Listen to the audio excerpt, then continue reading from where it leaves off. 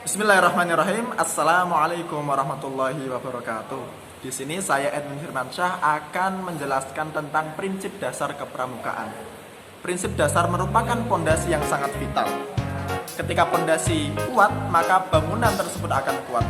Begitu juga dengan pramuka. Ketika pondasi dalam pramuka ini kuat, maka pohon pramuka nanti tumbuh lebat dan subur serta bangunan menjadi bangunan yang kuat. Yang pertama, prinsip dasar adalah asas yang mendasar, yang menjadi dasar dalam berpikir dan bertindak. Kemudian prinsip dasar itu meliputi nilai dan norma dalam kehidupan seluruh anggota pramuka.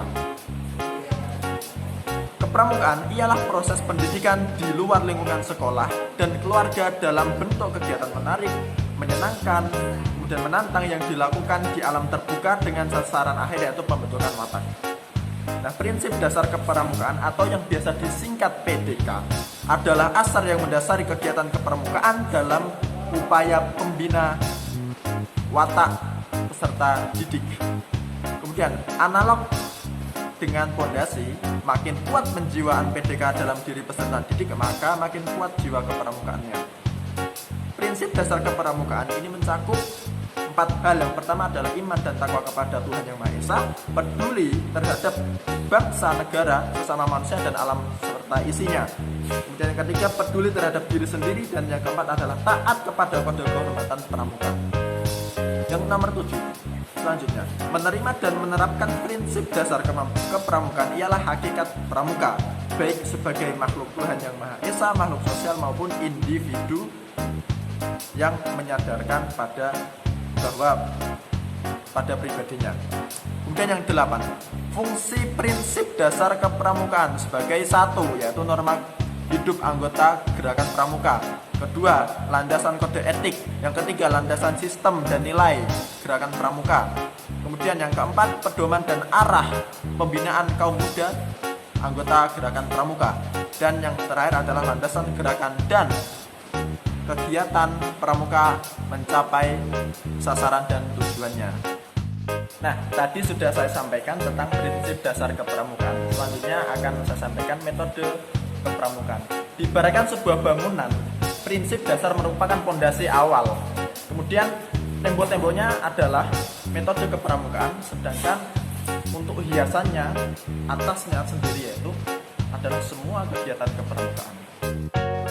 Metode kepramukaan ialah cara memberikan pendidikan kepada peserta didik melalui kegiatan yang menarik, menyenangkan, dan menantang yang disesuaikan kondisi, situasi, dan kegiatan peserta didik. Metode kepramukaan merupakan cara belajar progresif melalui, yaitu pertama, pengalaman kode kehormatan pramuka. Kedua, belajar sambil melakukan learning by doing. Yang ketiga adalah sistem beregu atau protokol patrol sistem. Yang keempat adalah kegiatan yang menantang dan meningkat serta mengandung pendidikan yang sesuai dengan perkembangan rohani dan jasmani anggota muda. Kemudian yang kelima adalah kegiatan di alam terbuka. Keenam, kemitraan dengan anggota dewasa dalam setiap kegiatan. Ketujuh, sistem tanda kecakapan. Kedelapan, sistem satuan terpisah untuk putra dan putri. Dan yang kesembilan adalah hiasan dasar. Kemudian untuk metode kepramukaan ini ada banyak sekali. Yang pertama ada pengamalan kode kehormatan. Kemudian ada belajar sambil melakukan. Kemudian sistem bergu. Kemudian kegiatan yang menantang dan menarik serta mengandung pendidikan yang sesuai dengan perkembangan jasmani dan rohani anggota muda. Selanjutnya, kegiatan di alam terbuka. Kemudian ada lagi kemitraan dengan anggota dewasa dalam setiap kegiatan. Kemudian ada sistem tanda kecakapan dan sistem suatu terpisah untuk putra dan putri serta hiasan dasar atau symbolic frame. Nah, dalam pelaksanaan ini metode kepramukaan hakikatnya itu tidak dapat dilepaskan dari prinsip dasar kepramukaan karena itu saling berkaitan dan saling menguatkan.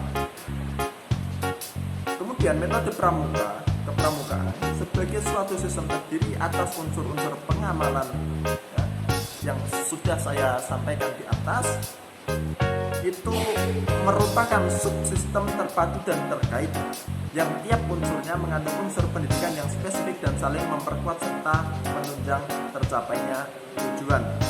Nah, sistem yang saya sebutkan tadi itu secara besar disebut dengan sistem Among.